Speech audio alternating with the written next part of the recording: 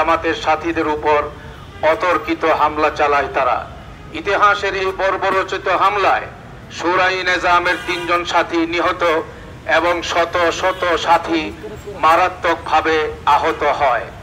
সাদপন্থীরা এতটাই হিংস্র হয়ে উঠে যে বিভিন্ন হাসপাতালে চিকিৎসারত আহতদের উপরও হামলা চালাতে তারা দ্বিধাবোধ করেনি।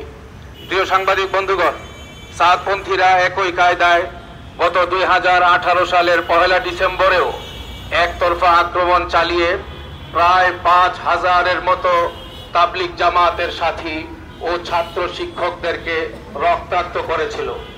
এতেই প্রমাণিত হয় যে সাদপন্থীরা তাবলিগি নয়, বরং তারা সন্ত্রাসী চরমপন্থী বাহিনী। যারা গত 17 তারিখ দিবাগত রাতে হত্যাযজ্ঞ চালিয়েছিল, তাদের মূল হুতা সহ অনেকের নামে মামলা